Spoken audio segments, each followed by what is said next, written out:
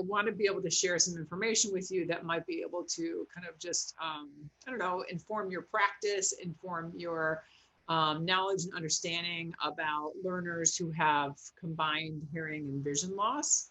And there's a few terms I probably should mention, and this also relates to the interpreting side of things. It seems like a lot of you are signers because you're working with deaf and hard of hearing kids, or if you're an interpreter.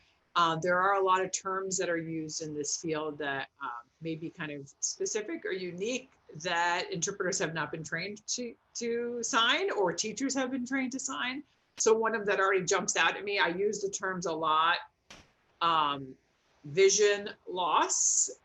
And we're going to go ahead and spell that, Megan. Yeah, loss. So because what often happens is we refer to vision loss like this, signed this way, or hearing loss. And just to clarify, that's actually the inaccurate use of that sign, because that indicates a verb, like it's as if it's the process of losing vision, as opposed to the noun of vision loss, having a vision loss. So we just spell it. So LOSS. Unless you're actually talking about someone has a progressive condition that will change over time, right? So you can use different signs like that, like Megan was using this sign here, like a slow progression over here. This sort of progression actually means the downgrading of something as a verb. So these things always kind of pop up, I look forward to the open conversation and sharing about that as we all learn and grow together. Great.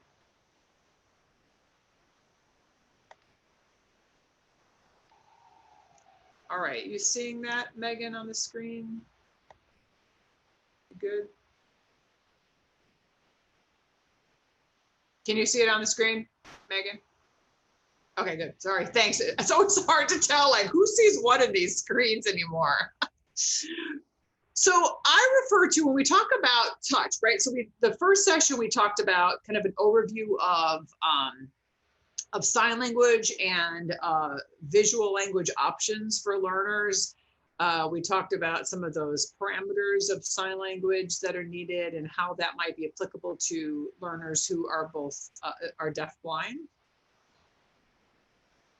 Then last time we talked about some of the different modifications and some of the environmental issues to be concerned about. We also talked about different types of vision loss, and we did some kind of mock playing and some experiences to help frame our understanding a little bit better. And now today, talking about the idea of touch and how can we enhance touch in a way that would lead to more what we call like self-determined behaviors in children, and how that not only relates to their environment, but also to language development, to concept development, and to sort of self-awareness. So I refer to the topic you'll see here on the screen, which is positive touch access, meaning there are a lot of different ways that we can incorporate touch, and there's different theories and different methodologies that are used, and sometimes controversial. And some of this came up last time, and I said, if we can hold that talk for this conversation around the idea of pro-tactile, and we just signed that as PT, and also haptics, HAPTICS, and that is either signed haptics like this on the chest, or it's haptics. You're seeing this more now. Susie, just so you know, I'm spotlighted, so I don't think everybody can see you. Oh, there you go. See? Host is spotlighted you. Okay, so now you can see me. So haptics is often signed, you might see it signed like this. So it's a wiggle of the fingers on the, I guess the front of the shoulder, or haptics where it's like a sliding down of the hand over the hand. You're seeing that more. So these might be new terms for you that you haven't heard before, which could make sense because they have just kind of grown and developed over the past, I'd say, decade, 8 to 10 years have really gotten a lot of momentum. And so there's a lot of conversation about what is that, different touch techniques. And how do we put it in a frame then that makes sense to younger learners who are deafblind, who have limited access to hearing, limited access to vision? How do we incorporate these practices? Should we, and what does that look like? So part of the conversation that I have regarding this topic is about how do we take these really amazing strategies and philosophies and beliefs from adults who are deafblind, who are truly living and breathing their life experience every day. How can we take those and apply them to young learners? So that's kind of the frame in which this is presented in, just so you know.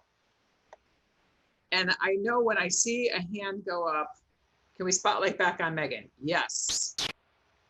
See, this is where these different platforms are really tricky and not terribly accessible.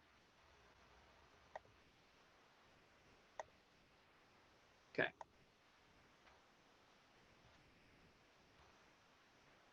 All right. So I think before we get into that, I think we should first talk about the idea of touch. And because I want you to think about it in the way that even for learners who have, some really good usable vision and some good usable hearing, still benefit constantly from the idea of the access of touch. And so what is out there in terms of research on touch is really important and is really informative to our own practices, because we don't necessarily look at the field of medical research or scientific research and then apply it so well to education. And this is one of the times that we probably really should. So the research out there shows that there are two pathways in the brain for processing touch. It's just the way we're designed, right? And the first pathway gives us the facts about touch. So like the actual things, like the vibration of something, how it feels, the pressure of something, the location of that touch on your body or on your person, right? We can tell the difference in textures.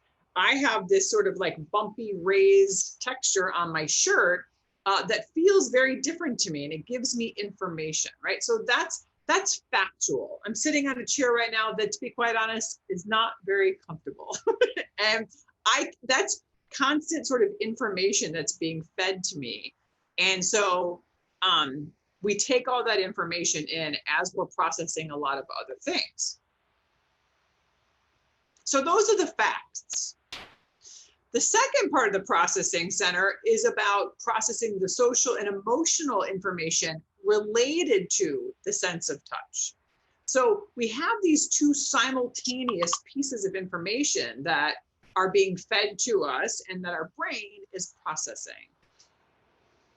And so if we think about the social piece of touch then, which is so critical, and the emotional development and the emotional responses to touch, that relates so critically to our learners that we're talking about, because it relates to social bonding, right? Developing trusting relationships. Imagine if you have limited access to vision, why would you have the natural sense to reach out if you didn't feel safe in actually reaching out? Because what if, in fact, in a previous time you reached out and you had a negative experience, whether meaning you reached out and bumped into a wall that physically didn't feel good, so you had a physical reaction. And when we have a physical reaction, we have an automatic emotional reaction tied to that, right? What if a child reached out, they couldn't see what they were reaching for, they reached out for something, but with the best of intentions, that caregiver or the teacher or the communication partner blocked that person for some reason because they thought they were doing the right thing, or they reached out in a way that didn't feel receptive to the child, then that relates to and designs and develops an emotional response to that sense of touch. So we have these dual processes going on all of the time. And what's really important to think about then is that these pathways they cannot be separated. Unless, of course, there's some traumatic experience, and we're not talking about necessarily, people or kids who have real traumatic brain, injuries where the pathways have been severed, We're talking about even all kids though, who have maybe have had some sort of cognitive impact, but still have these processes. So this always, to me, begs the question then, if this is the case, if we generally all have these dual processing pieces coming in about the sense of touch, and that is often the main constant mode of access for individuals who are deafblind, then why are we not prioritizing touch more in our interactions, in the way we teach, in the way we communicate with learners? So basically, kind of like rolling that clock back, you know, and starting the access of touch in an early form. There's some really wonderful research out there by someone called Jude Nicholas. I would absolutely encourage you to take a look at his work, because he has devoted his career focusing on this particular aspect. And this is a direct quote from his writing: "The sense of touch is the first sense to develop, and it functions even after seeing and hearing begin to fade." So again, this is the whole idea. If touch is the constant across kind of all life experiences, why wouldn't we really focus on that and use that to our advantage in communication for younger learners, right? And we know this for a fact. If you've had any experiences working with individuals with Usher syndrome, right? So in Usher syndrome, the vision is a progressive loss, so over the course of time. And so what we have learned and what we know for a fact is that the brain has this plasticity, right? This ability to shift, where used to being able to watch a visual language is able to actually transition from a visual language to a sense of a tactile language, which is truly fascinating from a sort of neurological, psychological perspective. Like, wow, the plasticity of the brain truly is fascinating that way. So Jude talks about developing this idea of tactile cognition.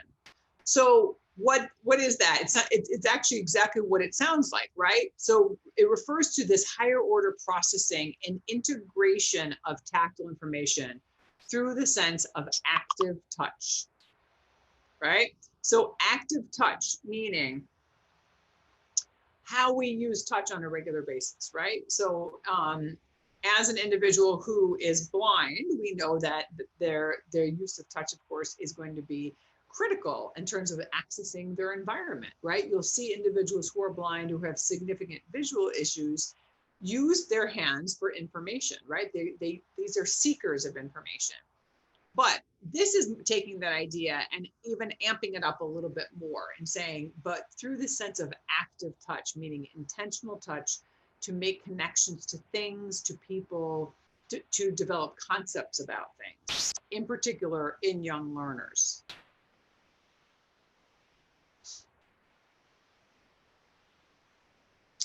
So over the course of time, we have many leaders in our field, and I've listed some of their names at the bottom, whose work is really stellar and is really the forebearers in terms of taking these ideas around tactile access strategies, right? And so there was a big focus on looking at the education of children who are deafblind from birth, so congenital deafblind children, because back in the late 60s, we had that big rubella epidemic, right? And so it was from that was a big boom in development of a bunch of deafblind babies, and actually also a bunch of sort of quote just deaf kids based on the big rubella epidemic. And so from that, we started looking at, for those, particularly for kids who are congenital learners, who are born with hearing and vision loss, what are the best ways in which we can provide access, right? And so it only would make good sense that that would be through the sense of touch.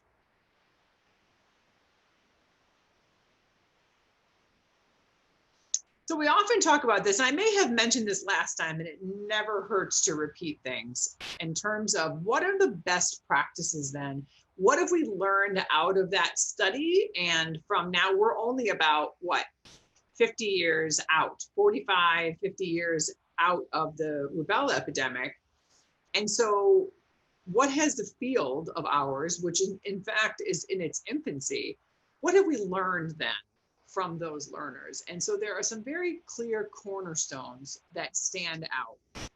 One of those being the use of hands and using a hand-underhand approach. So meaning, right? So when I'm communicating with a young learner, being very mindful of the use of my hands and how I first come in contact with that individual. Many fields of study have taught the exact opposite of that, of a hand-over-hand approach. And so meaning, with the best of intentions, is to guide the child to do the activity that you want them to do. But what we have learned, particularly for those who don't have access to vision, who don't have that visual warning system to see that someone is coming to actually assist through the means of touch, is that a hand-over-hand approach is actually quite, can be very startling, can be very controlling, and actually allows for more of that tactile defensiveness or tactile resistance, as opposed to coming in and using a hand-underhand approach, meaning I'm the communicator, so therefore my hands would come under those of the communicator, of the child, right? And that's a whole conversation for another idea, but this is basically some of these cornerstones or best practices.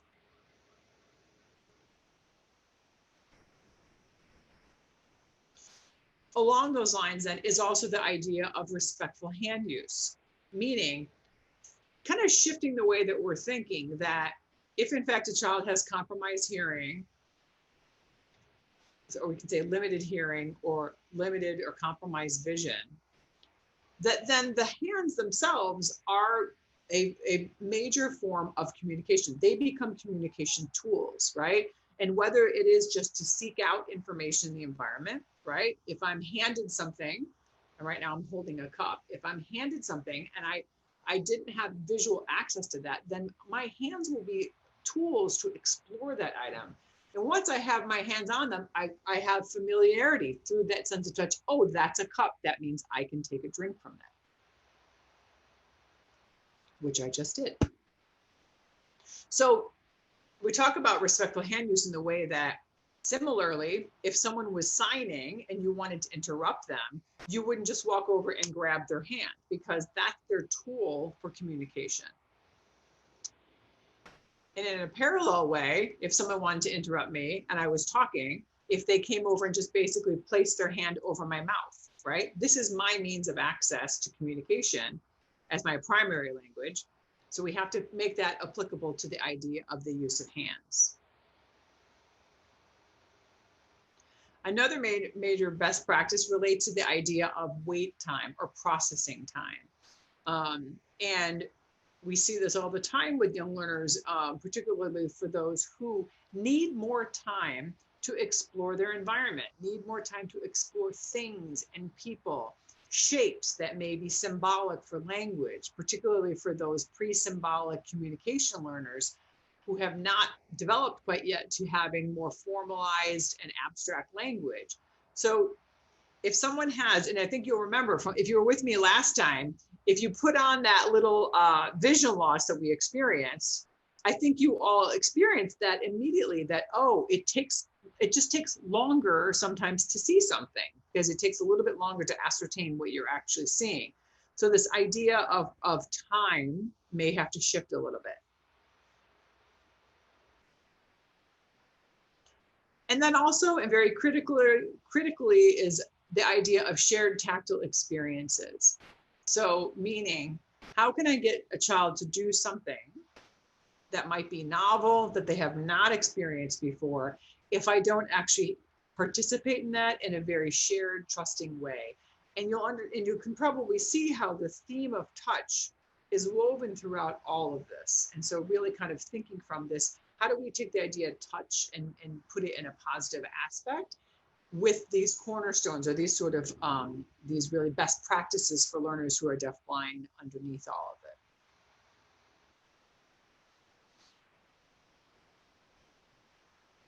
So I don't want to spend too much time on this. I just want to mention, obviously, the difference between congenital, meaning born with, right? So that means like whatever the child has come into the world with, I bet a good majority of the students that you work with are congenital. So it means they were born deaf, they were born hard of hearing, born deaf blind.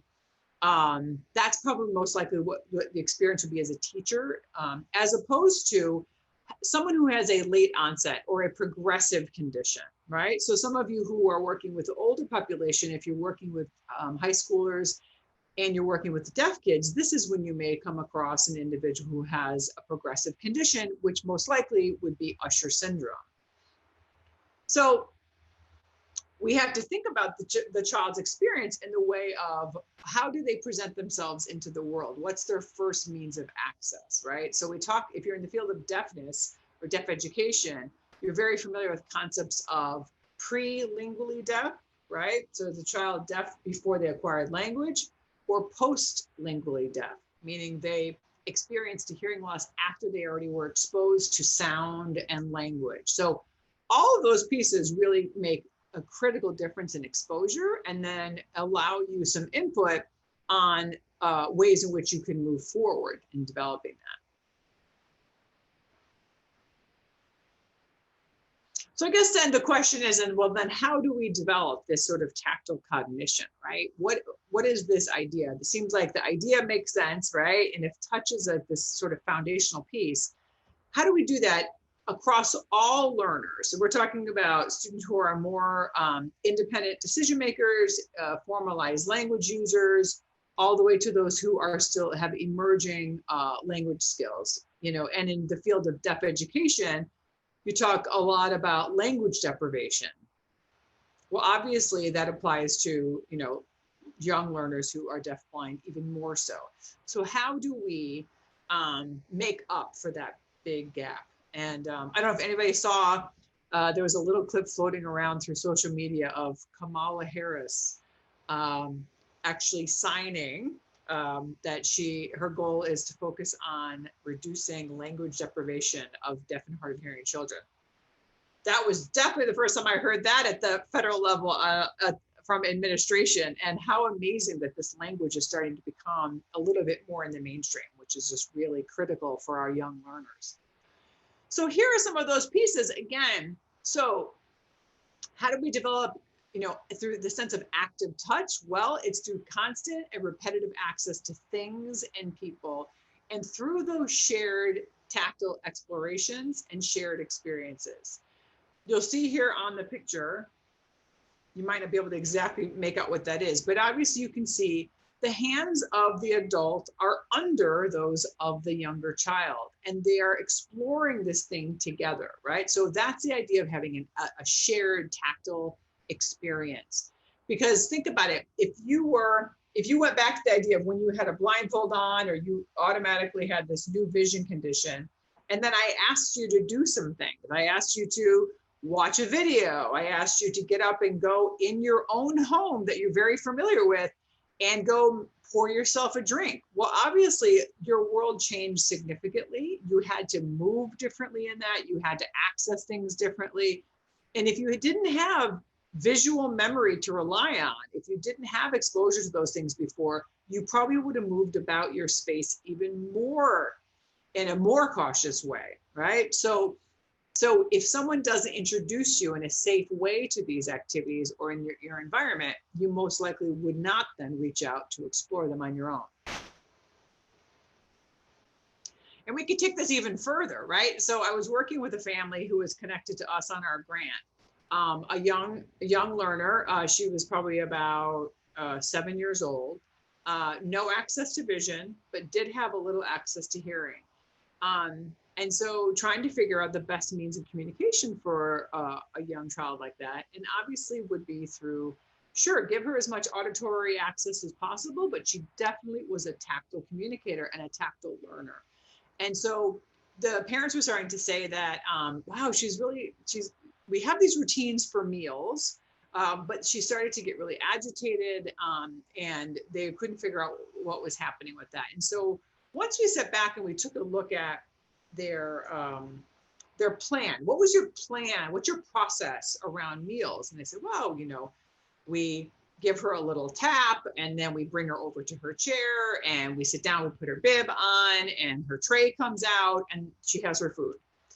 And it's just like, okay, so we have to think about, well, what is the introduction to the idea of mealtime even? You know, is there the same touch that happens every single time? Even if she's not a signer, is there some sort of means in terms of touch that will only mean that same thing every single time, that allows someone to anticipate what's coming next? But then once you peel this back even more so, it's kind of like, well, you know, so the food just sort of magically appears on her tray. Does the child actually know where the food comes from? Is the food from the kitchen? Does the child know that when you open the refrigerator, this cold thing, there's cold items in there, right? So it's like the idea of, where does this thing develop? It's like, well, we have to peel that back even further to help develop those concepts as they connect. So lots of pieces we can think about here. All right, so I kind of mentioned this at the beginning, but so the idea of all these kind of similar struggles or challenges for younger learners, like we see these across environments, across our, you know, across the globe, because if someone has compromised hearing and vision, that experience will be the same regardless of where you are. But what techniques can we use to help increase access to individuals? And that's where it relates to the amazing things that are coming out of the adult deafblind community.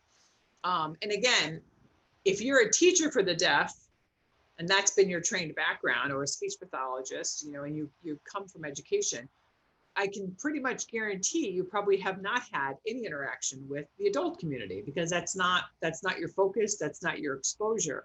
So it's difficult to sort of think outside of that. But if we actually shift and we look at the studies and we look at what's developing currently in practices from within the deafblind adult community, these are individuals who can tell us, who have a voice to say, this works, this doesn't work, and let me tell you why, right? And the adult community has been able to say, you know, these sort of touches in certain ways are respectful, these others are not. Here are touch techniques that allow me to have further access to people and things. So my proposal to you all is that we kind of think, how can we learn from the adult community? And I want to show you some current developments that are happening in the field. So I'm going to close this out for a second, just so if you guys, so I can see your chat box. So does anybody, are people familiar with these terms? So I've thrown out pro-tactile, haptics, and I'm curious of your level of familiarity with that. So I'm going to look over at the chat box. Okay, and Maritas was just saying that the first and second sessions are available on their website, so you can take a look at those. Oh, that's right. And people were tripping over their shoes. Oh, that's right. She's like, I got so angry at my husband because I realized, oh my gosh, even in my own environment, you know, you can easily miss things, you know, in terms of vision loss. All right, Sarah is saying, yes, kind of like maybe know some of the terms, but not in the practice. Courtney took a class with John Lee Clark. Excellent. So some of our leaders. Val is saying Pro-Tactile is confusing since I've never seen it. I've had some training in haptics. Awesome. Courtney took a haptics course at Helen Keller. Okay, good, good. So there's some exposure, and that will lend to this conversation. Great. So I want to be able to talk about the two different things. And again, and I want to kind of set the stage that I'm not here to teach you pro-tactile techniques. If you want to learn those, you should really take a class directly from deafblind individuals. There are leaders in our field that who are the pioneers in these concepts that, of course, are your best teachers. But I'm here just to show you some comparisons between options that are out there, and basically just to emphasize the underlying point that I like to make is that, politics aside, because there are some pretty significant politics about what method to use versus another, when it comes to our learners, the politics don't matter. It's really the strategies and how can we incorporate touch in a way that is, again, just increases access, and is beneficial to young learners. So that's kind of the frame that I'm coming from, so you know. All right, so Pro-Tactile started by these two leaders here on the screen, and really developed out of the Seattle, Washington community. There's a very strong deafblind adult community there. But to emphasize, it's also a very strong Usher syndrome community. So that's kind of the frame in which this community is, whose life experience is from. So just to keep that in mind.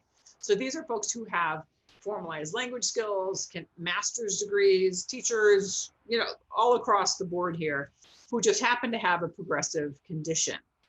So that's a very different life experience than someone who came into the world, right, already deafblind.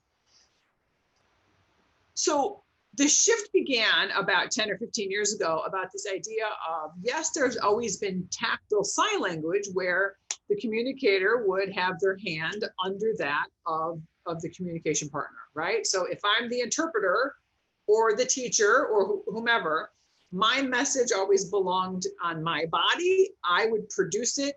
I would just provide access via hand under hand. There are definitely modifications you would make to that, but that still was the leading approach in the belief that the message belonged on my body and I produce it as such. Well, the idea from the adult deafblind community is actually different, saying, well, that's actually still a cited, and that's another word I say, we do, can you see me, Megan? Can you see my screen? No, I always forget. So I have to go back and forth. Sorry about that. So there's another sign, cited. We sign this way. So it's the middle finger. If you were to sign like quarter or 25, it's the middle finger faces your cheekbones and kind of flicks up of there. So that's a common sign we use talking about this language. So that is from definitely the perspective of still of a sighted person, the modification to access to sign, as opposed to from a deafblind person's perspective to say, no, actually, that's not the easiest way for me to understand tactile information, which is extremely informative to those of us who are teachers or interpreters or other related service providers to say, oh, and I thought that I was providing access that was good and understandable. So we always need to learn and hear directly from the voice of the individuals who experience the life experience. So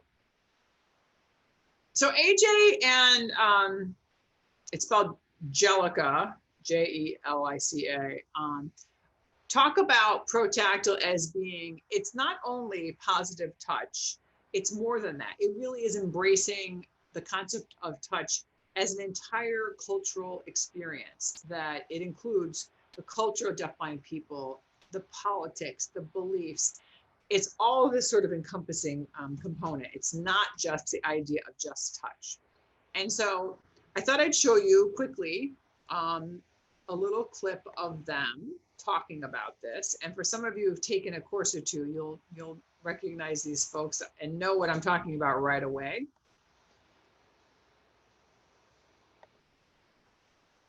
All right, so this is going to be in sign language. So I will go ahead and voice what's on the screen in case some folks don't have access to that. 1 second.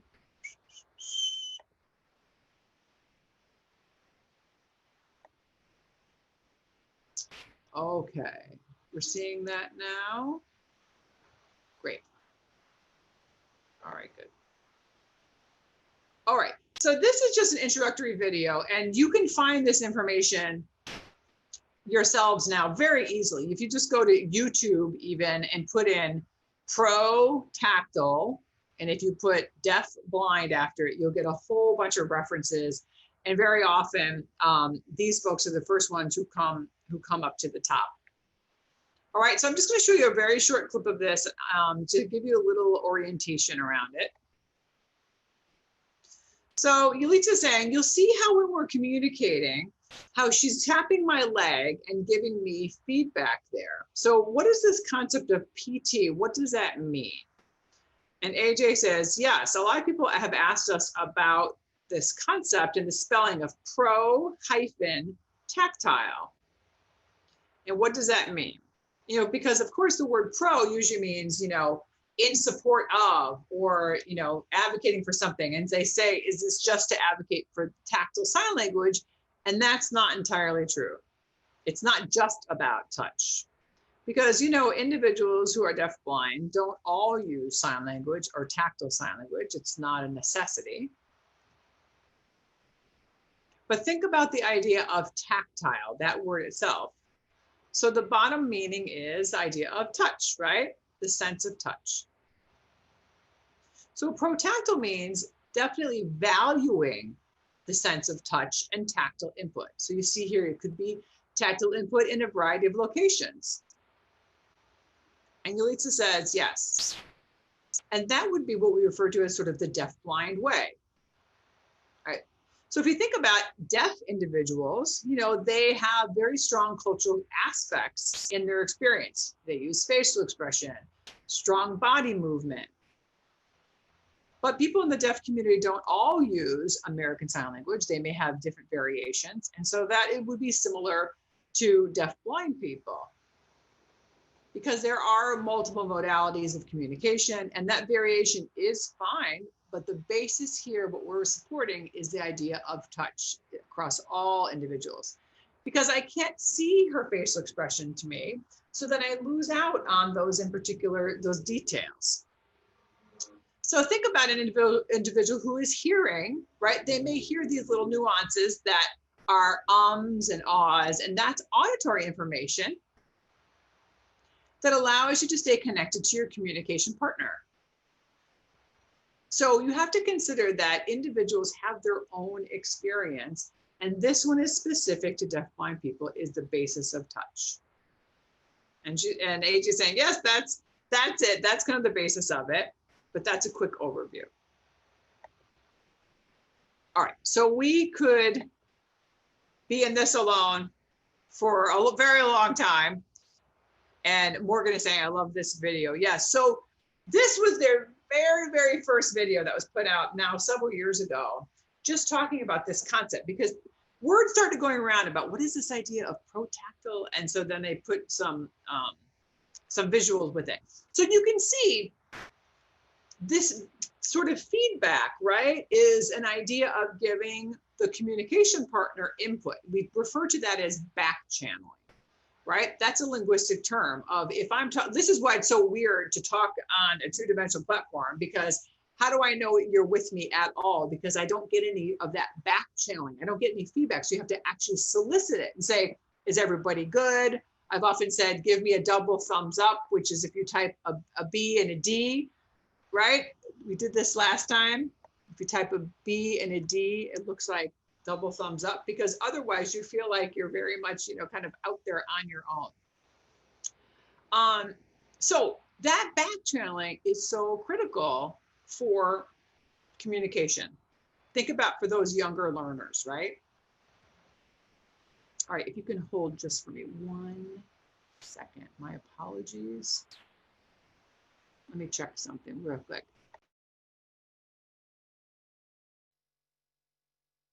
Sorry about that, folks.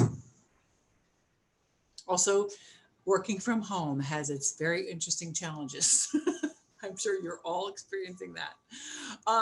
So is Megan spotlighted again? Okay, it's good. We keep going back and forth. So appreciate all of your tolerance. We're all living in this, and every single platform is so different and has all of its like pros and cons. So good. I'm glad some of you, maybe some of you have seen that work before, and I would absolutely encourage you to look up, if you just Google Pro-Tactile and deafblind, you'll come up with a whole onslaught now of video access. And someone had mentioned that they took John Lee Clark's online class. Let me put his name in here. He also is another big pioneer and leader in our community, in our field, and is doing some really amazing foundational trainings around this concept. All right, so let's move on, because I know our time is going to go by very quickly with each other. And you may still be a little perplexed about maybe what I'm talking about, and that's okay, because if you haven't had exposure. But let me go ahead and I want to show you another little clip.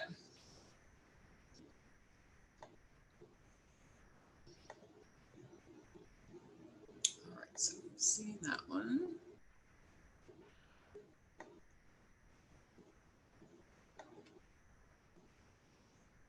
All right, so here's another one. This one has some spoken English and sign on it. So if you want to highlight the video again.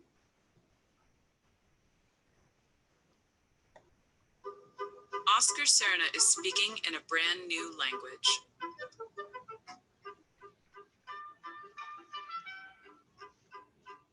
Oscar is both deaf and blind, or deaf-blind. He works at Gallaudet University on a project tracking the evolution of a language for those who can't. Wait, let's hold on one second. Megan, we still need you on screen. I'm sorry, this one doesn't seem to, no, not your fault. This one doesn't seem to have the captions on. My apologies. So it's a little confusing to watch. It's very short, but it's a little confusing because they're signing and what they're talking about does not match. So the signing, they're just showing you as examples, but they're actually describing about what they're showing you. So it's a little confusing. I'll stop and I'll review it with you all too. This is very short. Serna is speaking in a brand new language.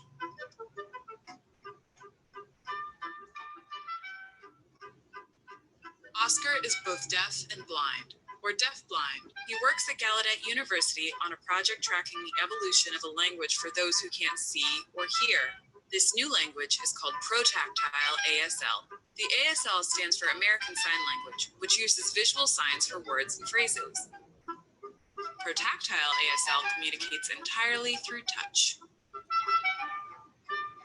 For example, here's a sentence in ASL. Here's how Oscar would say the same sentence in Pro-Tactile ASL.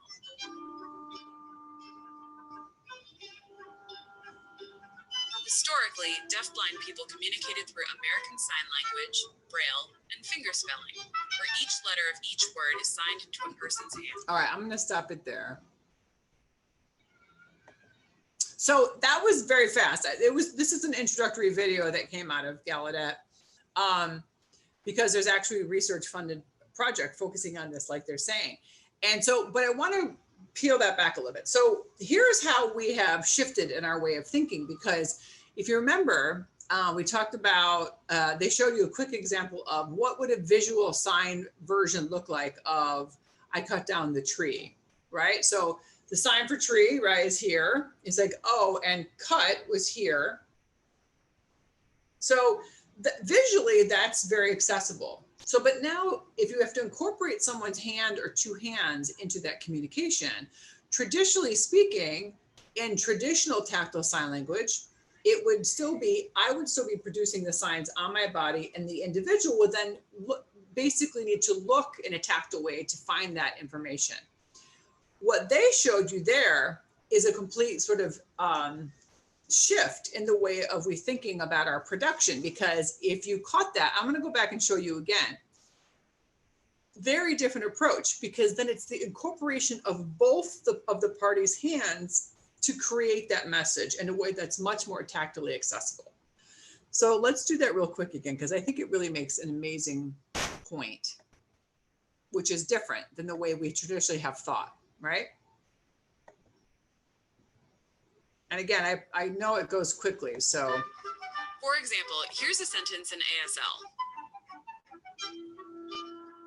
Here's how Oscar would say the same sentence in Pro-Tactile ASL.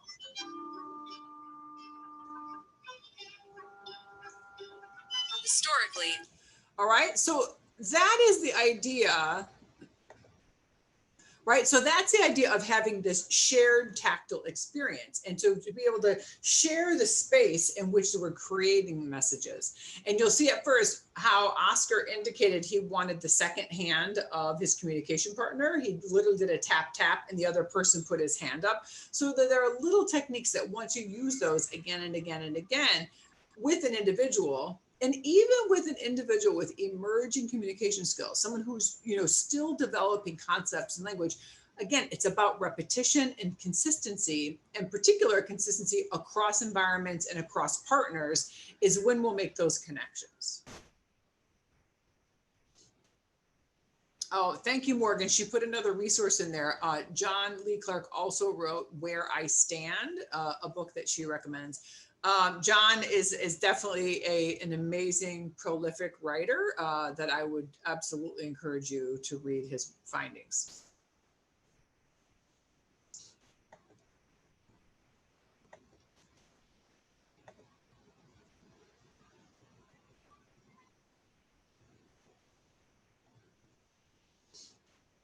Okay, so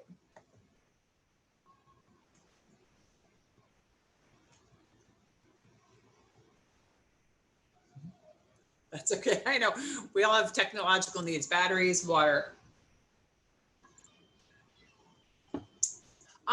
So thinking, I mean, obviously you could spend a whole lot of time on the idea of Pro-Tactile and looking at what are all the techniques, what are the foundations of the beliefs behind that. And there's some very, very specific pieces.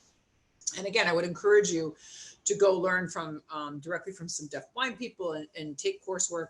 But that is the foundational piece of the idea of respectful touch, positive touch, shared tactile experiences, on and on with this cornerstone belief of having an incorporation together and that the deafblind person is in the lead, right? So if those are kind of like the philosophies that we held on to.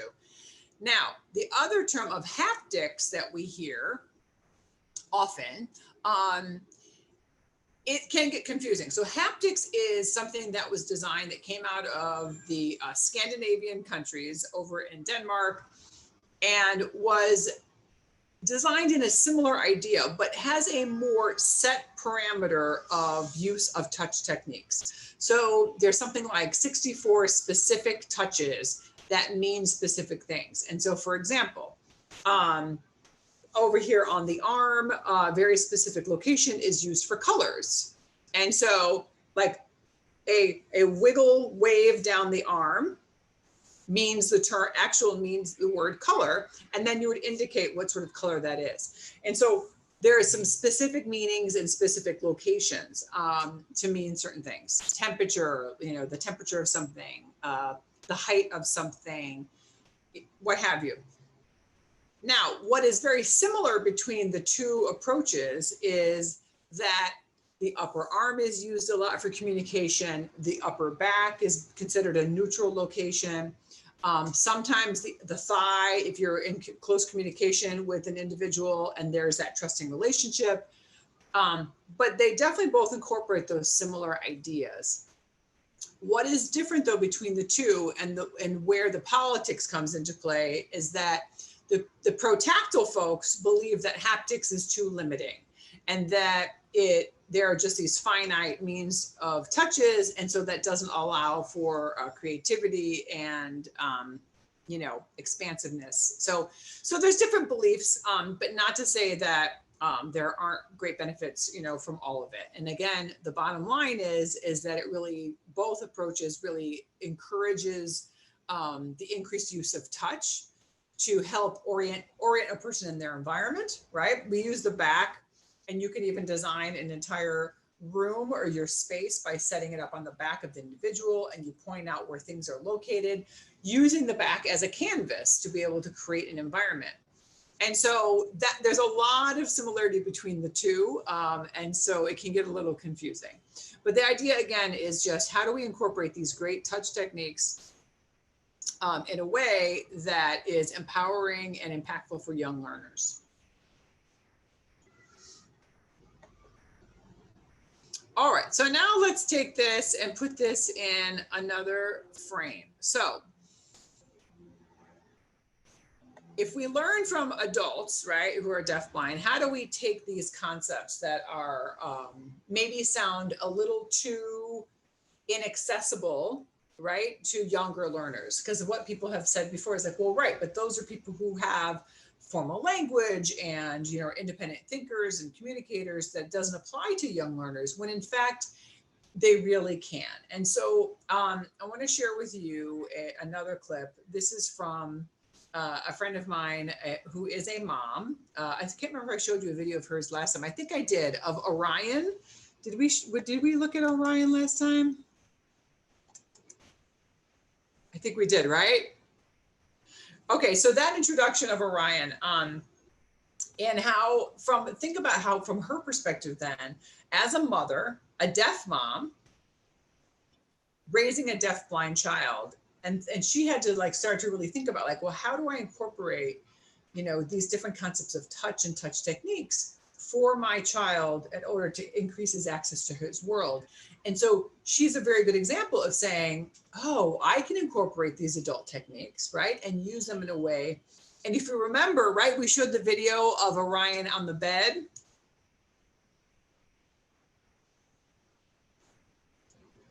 And with her touch techniques, using those around the space allowed him to have access to her in the environment.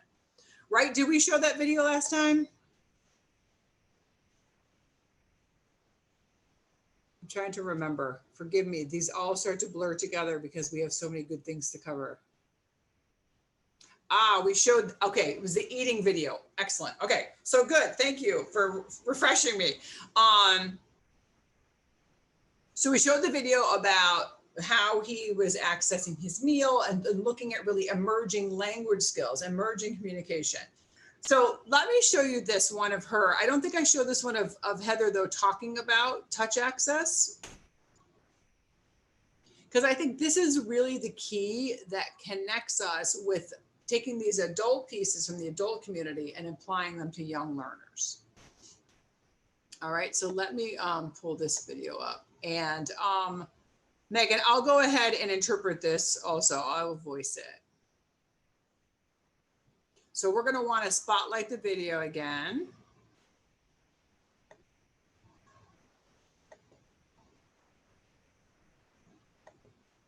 All right, so this video is long, so I'm just going to show you a piece.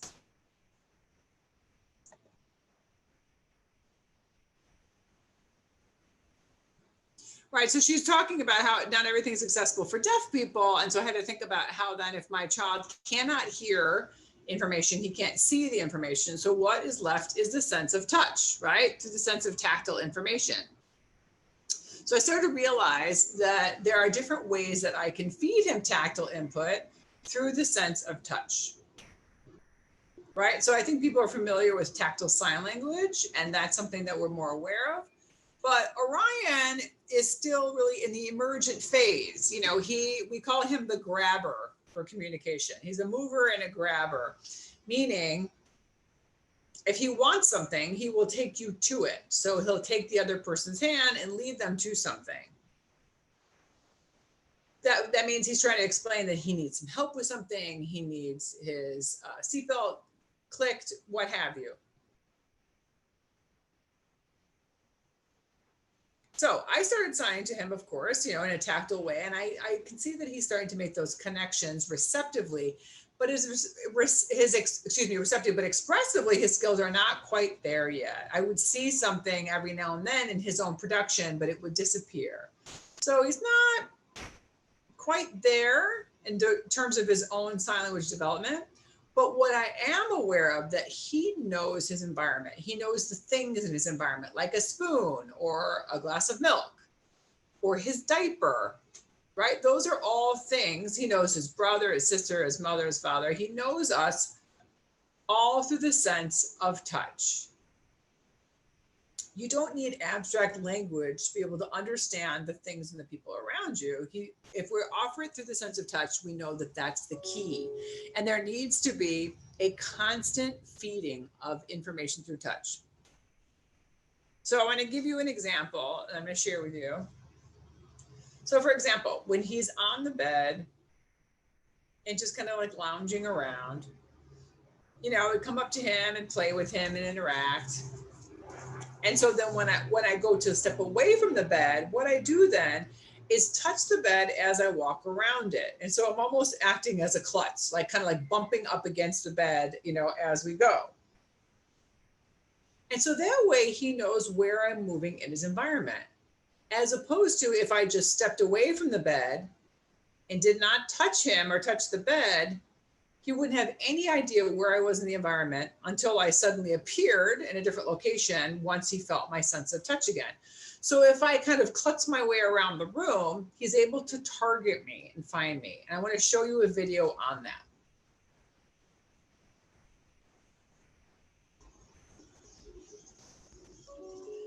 So here you'll see, right? He's laying around. We're playing.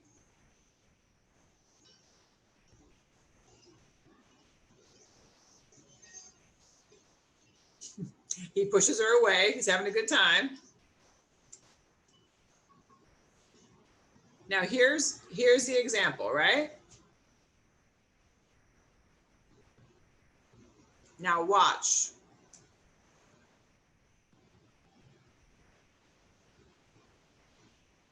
And bingo.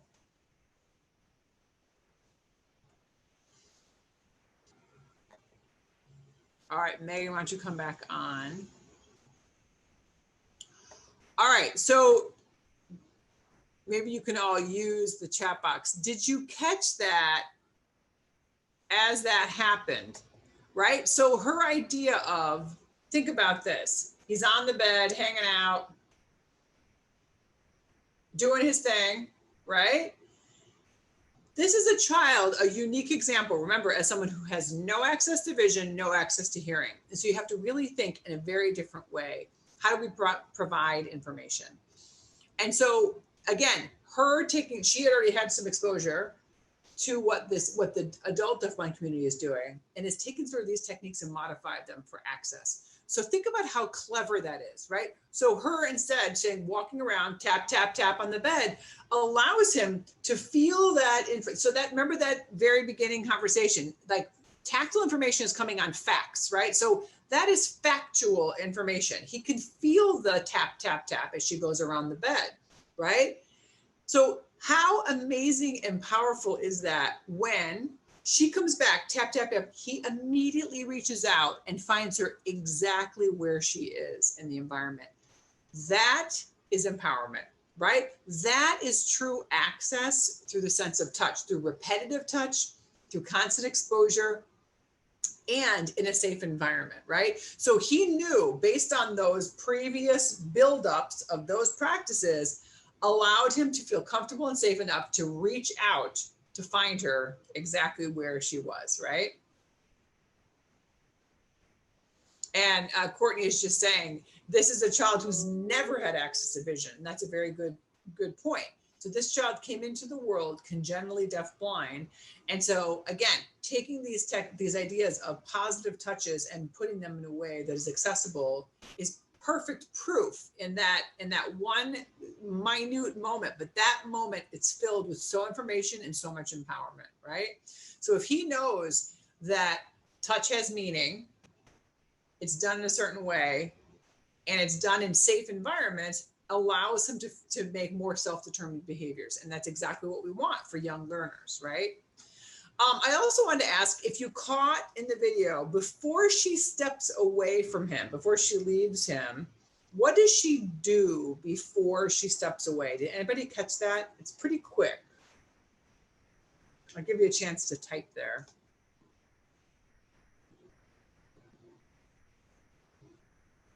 You can say no. Nope, didn't get it.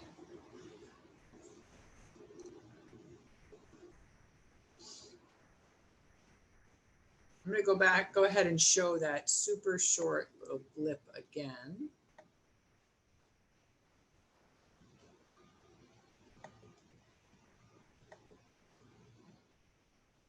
All right, so I'm going to show, so watch now, before she steps away, the first thing that she does. She first plays with him on the bed and then does what, right? Watch this.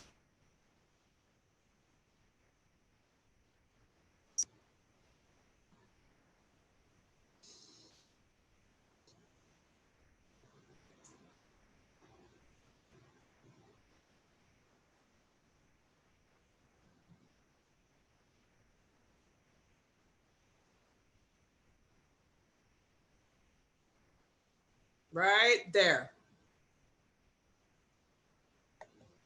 Okay, did we catch that? Right? So what happens here is that before she steps away, she takes her hand and places it on his throat, like right in the center, and does a soft little wiggle of the fingers. So now that in and of itself does not have, it's not a sign. It's not a formal sign in American Sign Language, right? But that is a perfect example of taking a tactile gesture and turning it into meaning, right? So obviously this is something that they have used over and over again that allows him to anticipate what's coming next. So this little tactile move then to him meant, oh, my mom is walking away, or the person is walking away. And then she paired it with the tapping of the bed. So I use that as an example for a lot of things, but that's one good example too, is that we don't have to have perfect, hard, formalized signs, in particular for emerging communicators, right? So there are modifications that we can make. And again, with the use of consistency over and over and over again in context, with tangible symbols or tangible representation whenever we can, is when that meaning and that conceptual development will occur.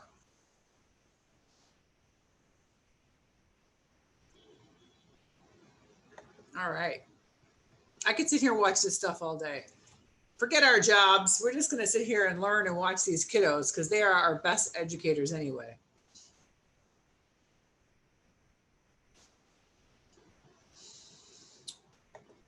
All righty. So next.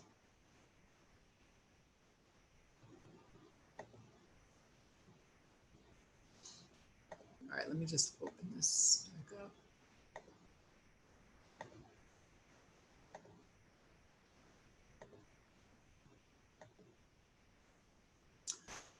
All right, so, and this is the real meat of it. Like, it's one thing to talk about these things, but then to really see the use of that touch in action is extremely powerful.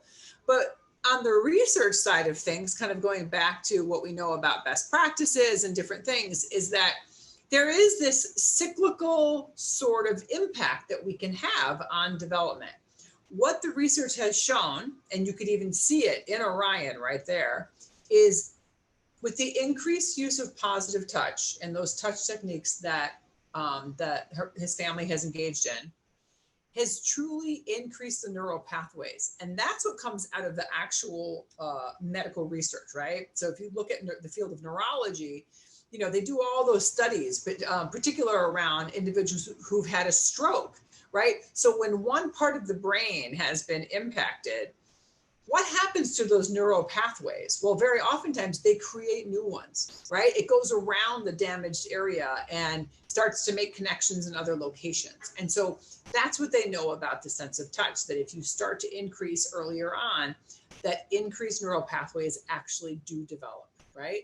And if that's the case, then there are increased connections to things and concepts, which then leads to self-awareness and this concept of sort of self-actualization, right? So, and I think Orion being on the bed like that and him reaching out at the exact moment to find his mother in the room, that is the concept of self-actualization. Knowing where things are allows them then to reach out and to communicate. And from a learner's experience who is completely congenitally deafblind, I think is really, you can't find better proof than that.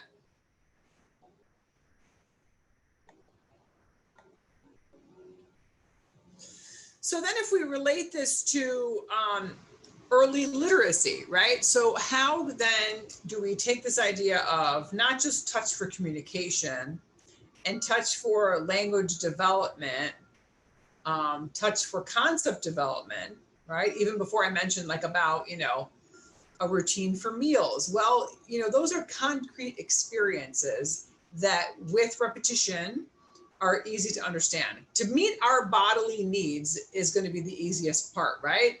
Food, great motivator. It's a great motivator for a lot of us, right? So if you're hungry, right, that's oftentimes a very good learning environment because there are concrete, tangible things that occur that help relate those concepts.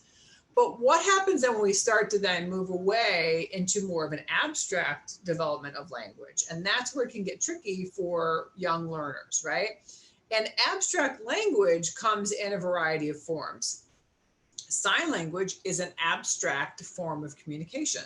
You know, think about it. A lot of people think that, oh, you know, the child doesn't talk, but then they should be able to sign. It's like, well, we have to still think about that level of concept development between emerging communicators to more formal communicators. And there are times that they overlap in terms of the development, but we have to think about how sign language itself is actually very abstract, right? I think we talked about this in the very first session, how we talk about the iconicity, the iconicity of a sign. It's like, well, that means basically, does it represent the real thing? Like, how iconic? Like, well, here's a good example. We showed the sign for tree. Well, a tree is pretty iconic, right? It actually looks like what the item is. There is, you know, there's the branches and there's the base of the tree. And so that's easily understood. Maybe even the idea of milk, right? The old fashioned for a sign was the two hands coming down, because you're literally milking a cow that over time turns into the one-handed sign. So but in general, it's a very abstract language. And that's why very often people will say, well, why is that the sign for that? And it's like, well, not really sure. You know, language evolves over time.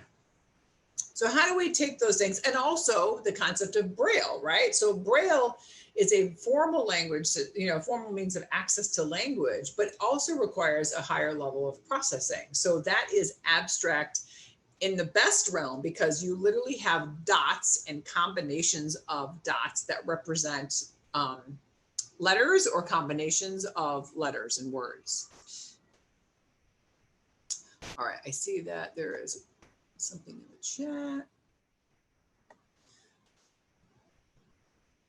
Courtney's just commenting, what I love most about utilizing sign is that despite how far outside the window of language, the brain is able to understand it. Right, so yeah, I mean, and the only thing that we have to be careful about then with the idea of sign is at what level of development is the child? Because what we always talk about is we always want to be just a step ahead of where their language development is, right? Particularly if you're talking about learners who have multiple disabilities or multiple things going on, you know, being mindful of language deprivation, you know, where that child is, we have to meet them where they are and also just challenge them right above that, right? Because oftentimes what we find is that, you know, we're in the best of intentions, we as providers are often operating way above or way below that level.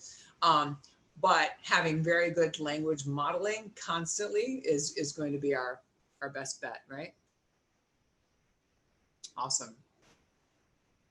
So in terms of early literacy, there's some other really great examples I want to share with you. Let me go ahead and share my screen. There's a whole host of resources online in regards to literacy and early language development that Maritas can share with you, that is on the National Center for Deaf Blindness on their website. And it's just as simple as nationaldb.org, because we are often challenged in this idea of how do we support early language development and early literacy for those learners who are on the very emerging level of communication. So that you go there, there's lots and lots of great resources. So here's a video from that work. And so here's a good example of a young learner, but a different learner than Orion, because Orion, as we want to emphasize, came into the world with no access to hearing and no access to vision. So his exposure is different than this little guy. This young guy in this video came into the world hearing sighted, so a typically developing child, and then became ill with, I believe it was meningitis at a young age, I think around the age of 2. And very quickly, his auditory nerve and his optic nerve were severely impacted. So So this is a child who had exposure to auditory information and visual information. So that is a critical piece, but who very quickly, almost overnight, went from that experience to a deaf-blind experience. So his mother did a lot of research to try to figure out, well, how do I make his world that's no longer accessible a way that is? And so obviously through the sense of touch. And so again, we're thinking about prelingual deafness or prelingual deaf blindness as opposed to post. So he already had some exposure to language. So that's something to keep in mind.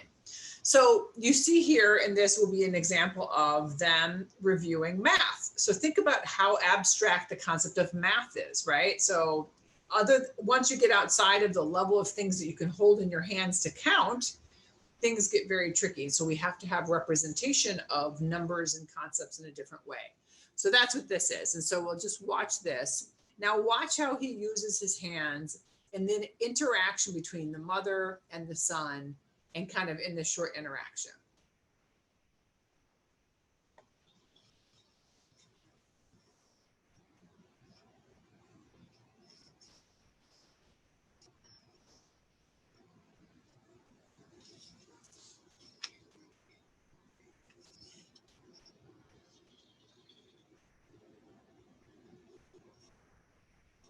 It's okay. We're not going to interpret what they're saying, just to watch.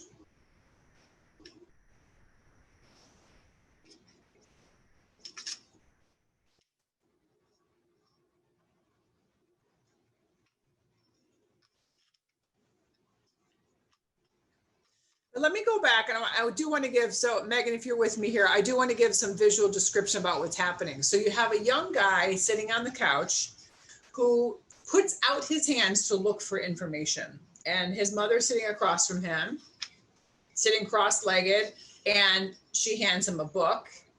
And now they're having a tactile communication back and forth. He's stating certain things, she responds. They go back to the book.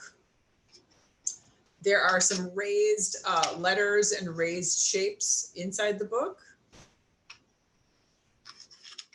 And again, keeping with the concept of math, she just said to him, okay, count that. So it looks as though that they are on the concept of two, because there's representation of two things in all different sort of shapes and items. And so every page she's going through and exploring, looking for information. And each page is designed differently, which then will kind of force him to search out and to seek information that's tactile on the pages.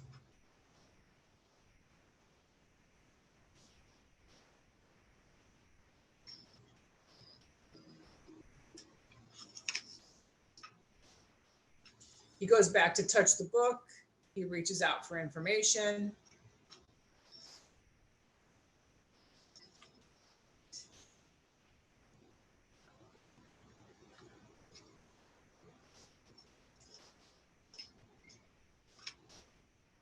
He turns the page, he looks for something else. There's something up in the top left corner here.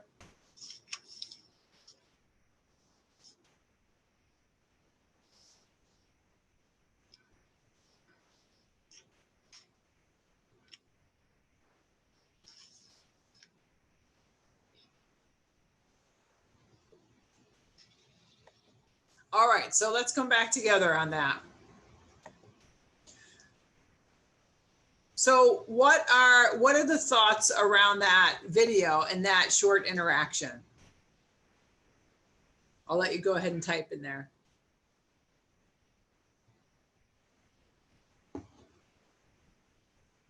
There's a lot packed into that short, tiny little clip. Definitely. So you can obviously see that there's a shared experience. They are in it together. They're both touching the book and exploring. You can't see it very clearly, but it does look as though as he's sitting on the couch, he has his legs crossed and the mom is close enough, touching his knee, while they're communicating. So that's also, the reassurance that their communication partner is here. Obviously they're a known factor to each other, mother and son, but there are so many other little pieces in this, right? Where think about where the book, So the idea developed the concept of two. So they're talking about early math literacy, right? Being able to understand concepts in math. So showing in tactile exposure all different shapes and textures of things to constantly repeat this idea of what two is. And he would explore it and come back, and they would have a shared communication. And so there are a lot of different examples available to you online, in particular through the National Deafblind Project, to look at, well, how do we create sort of like different tangible, access to curriculum, tangible access to books and ideas. And so I would encourage you to take a look there. There are many wonderful ideas. But that's a really great example of, now you have a child who obviously has much higher level processing of language because he's signing away. Now, his production of the signs don't necessarily represent what we would consider traditional production of that, but you have to consider the fact that he learned them after he lost his vision. So he may not be able to see the production of those signs, but he's learned it through the means of tactile access and has clear enough sign production that his communication partner understands him. So over the course of time, they may look at how do we sort of coactively influence the production of those signs to make sure that they're clearly understood across communication partners. But obviously, they have a system that works. And also in encouraging these really abstract concepts like math and math development with a tangible item, and kind of supported with these best practices of shared experiences, hand-under-hand communication, allowing him to explore. That's that process time, right? She also did one real quick modification, not modification, but like a tactile access to, let's say I was doing tactile sign language and I wanted to say, now it's your turn, right? It's you that does this. She actually makes a tactile adjustment to that. And when she signed to him, she actually touches his chest. When she says you, it's the you facing towards him with an actual tactile touch. That's a perfect example of embodying the sort of pro-tactile idea or philosophy behind tactile communication. Because if she just was signing through tactile and just pointed out in the air, loses that tactile connection to meaning, oh, I'm in this, and you're talking specifically to me. And so that's some of those modifications that we make, even in the interpreting process. If you're interpreting for someone who is deafblind, who's tactile, to know if I'm the person that you're referring to, then do I respond to that? Or when you say or is it a general you to the audience, right? Very different requests. Let's say you're the interpreter in the classroom and the teacher says, okay, so what is the answer to 5 plus 5? When you just throw out a general audience question, oftentimes the receiver of that doesn't know, is everyone looking at me and I'm supposed to be responding to that? Or is this just a general question and anybody can answer? So those are some broader concepts that we need to break down to help younger learners to develop. And I think that was a really good example. It was super short, but her use of saying a tactile input of that allowed him to know that I'm waiting for you to respond, and so I can answer the question, right?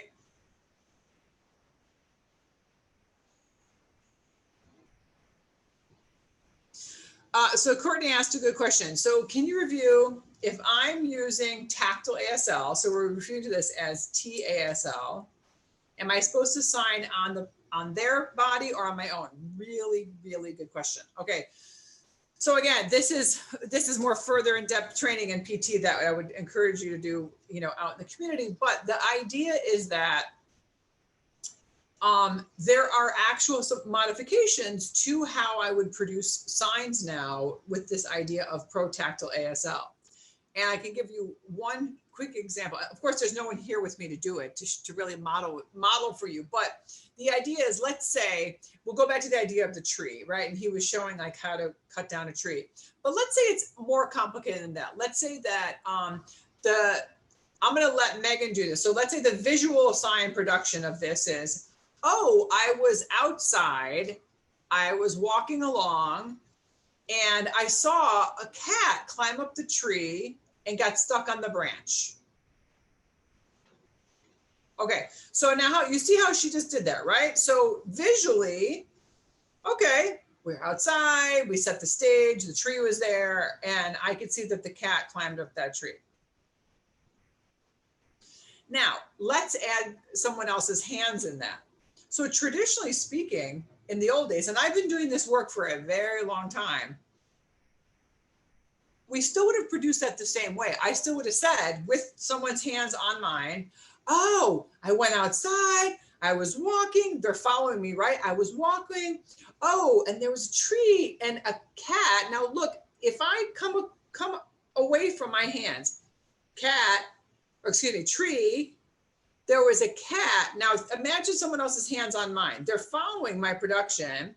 They have to follow me, then come down here and say, ran up here and sat here. But now their two hands feeling mine has to really look and find out where that information is.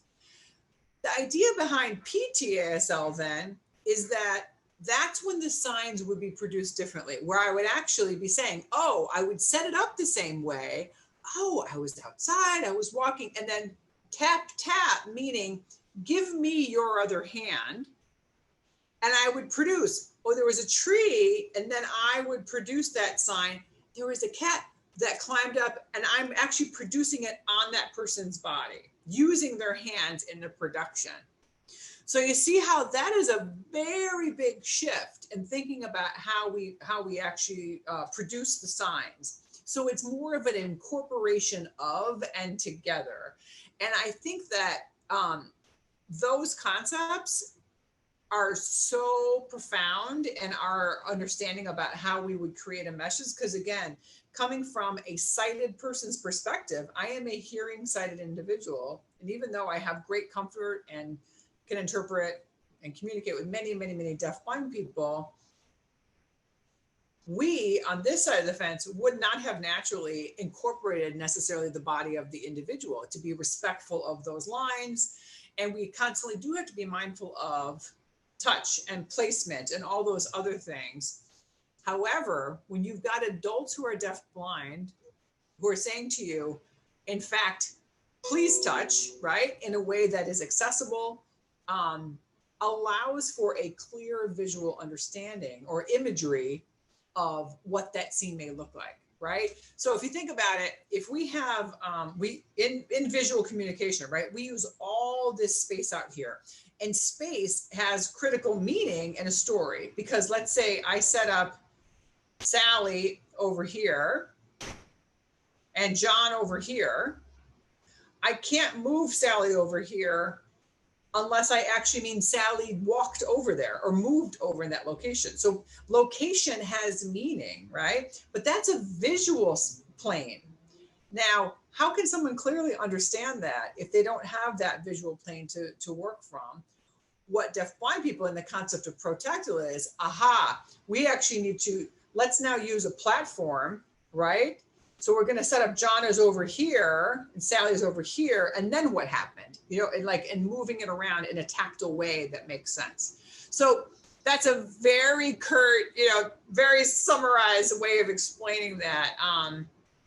Okay, Courtney's saying, got it. Okay, so good. I mean, it's a paradigm shift in terms of the way we've thought of how to share information.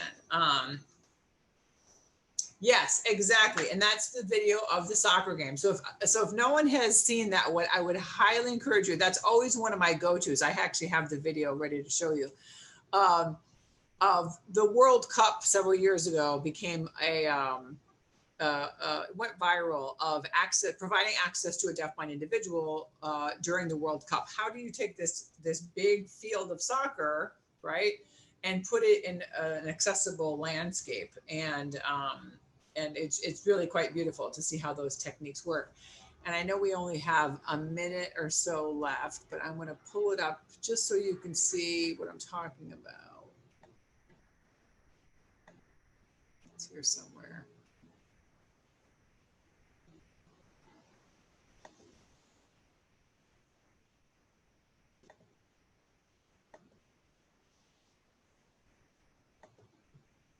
So if if you'll tolerate me for just a minute. So this may look familiar to some of you. So this came out a couple years ago, and so think about this. So you have a visual, very large space, and how do you make that tactile? Well, they creatively came together and created a tactile board. So they created the soccer field, right, in the tactile sense, with the raised edges for the outlines. And then you have someone doing tactile sign language, and another person behind the deafblind individual providing additional pro-tactile input, different signals that mean particular things to allow full access to the game.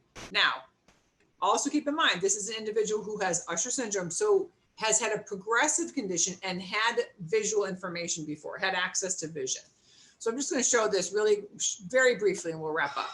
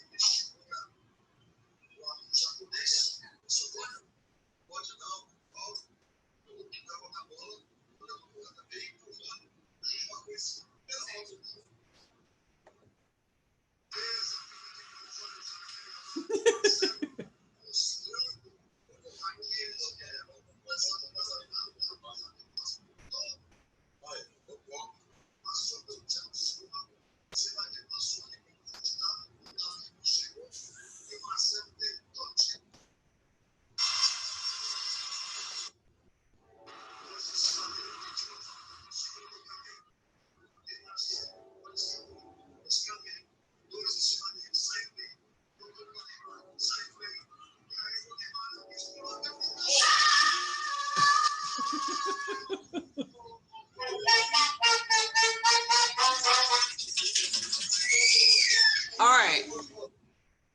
Yet another one I could watch all day, and we could take all this time just to analyze what's happening in that particular slide. So I would also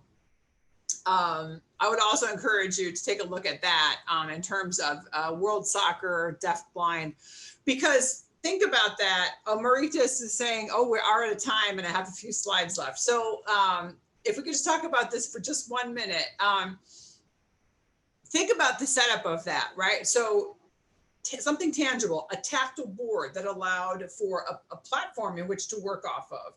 Obviously, what's required is prior knowledge, right? This is also in Brazil. So these are serious football, right? Football lovers, right? This is a big deal. So, a lot of prior knowledge, and concept development that's already established. You don't have to worry about that. Now it's just more about how do we make it accessible?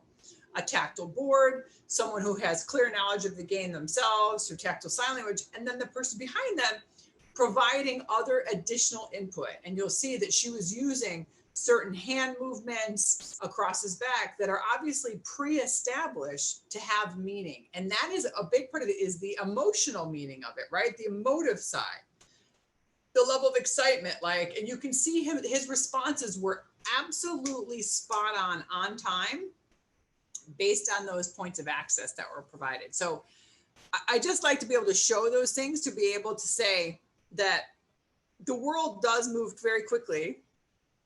And how do we allow access to those pieces that include both language and the emotive aspect to it, because that is a social emotional development that we're always looking for. All right, and I'm sure everyone's calendars are probably filled up back to back, and I don't want to take up much more of your time, but I just wanted to show 1 or 2 more slides.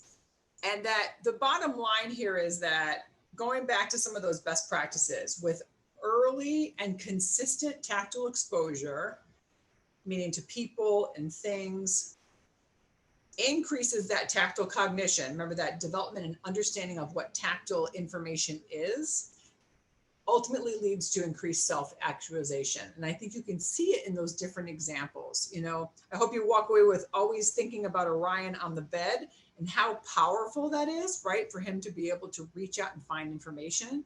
And then all the way to the level of someone being able to access the World Cup, because all these other components have been in place, and they're with consistent partners and with consistent meaning, that we can provide more tactile access.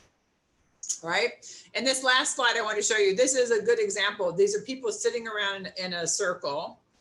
How do you provide access when there are more than one communication partner to someone who's deafblind? Well, here's an example where people sit around together, everyone's aware tactily who is in the environment.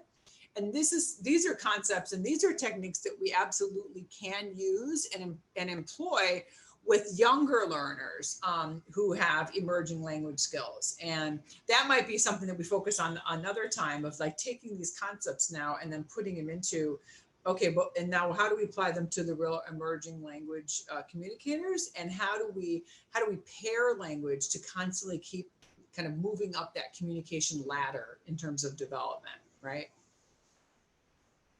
All right, so on that note, I don't want to keep you too long, and I know Megan's been going for a long time on her own. I appreciate hanging in there with me. We've covered a lot of ground, but in really sort of short segments, and so I hope that there's at least some bite-sized pieces you can walk away with.